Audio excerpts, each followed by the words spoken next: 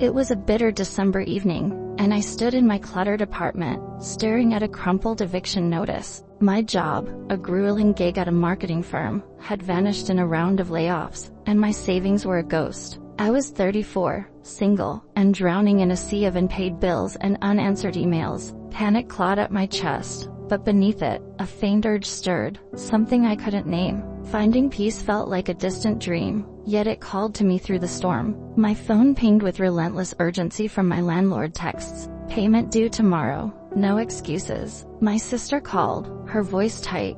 You need to get it together, Mara. Friends sent well-meaning advice. Move back home. Take any job. Their words piled up like debris, suffocating that quiet nudge inside me. I'd always been drawn to simplicity, to moments of stillness, the way the world hushed after a snowfall or how my breath steadied when I watched the sky. But life had taught me to hustle, to fight, to cling. I'd raced through deadlines and burnout, ignoring that pull toward calm. That night though, with the eviction notice in hand, it wouldn't stay silent anymore. I didn't sleep. The notice sat on my kitchen counter, a glaring reminder of my unraveling life. But instead of scrambling for solutions, I felt an odd release, like a knot loosening. I lit a candle, a stubby thing I'd found in a drawer, and sat on the floor, staring at its flickering flame. For the first time in months, I stopped planning and just breathed. Finding peace wasn't a strategy, it was a surrender. The next morning, I called my landlord. I can't pay, I said, my voice steady. He grumbled,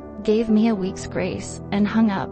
My sister texted, "What's your plan?" I didn't have one. Instead, I packed a bag, grabbed my old yoga mat, and walked to a nearby park. It was freezing, the ground crunchy with frost, but I rolled out the mat under a bare oak and sat. No poses, no rules, just me and the cold air. Passers-by stared, probably thinking I'd lost it. Maybe I had, but as my breath fogged in front of me, I felt lighter, like I'd shed a weight I didn't know I'd carried. I started small. I sold half my stuff online, clothes, books, a chipped coffee maker, not out of desperation, but to clear space. My apartment felt less like a cage. I stopped checking job boards every hour and spent mornings walking, watching the way light slanted through the trees. One day, a woman at the park stopped me. "You look so calm," she said, her eyes curious. "What's your secret?" I laughed, surprised. "I'm just trying to find peace," I told her. She smiled and handed me a card. She ran a mindfulness group.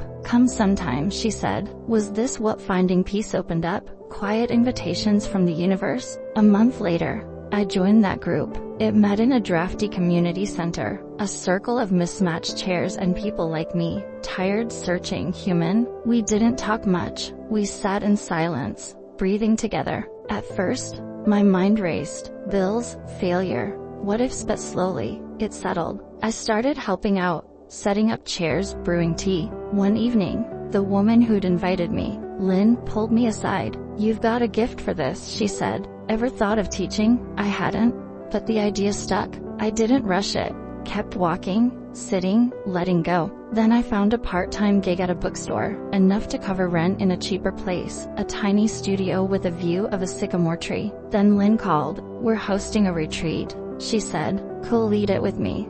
I said yes, my heart thudding. The retreat was simple, a weekend in the woods, 20 people, no Wi-Fi. I guided them through silence, through noticing the rustle of leaves and the weight of their own breath. At the end, a man with tired eyes hugged me. "I haven't felt this still in years," he said, tears brimming. I walked away from that weekend with $200 and something bigger, a spark.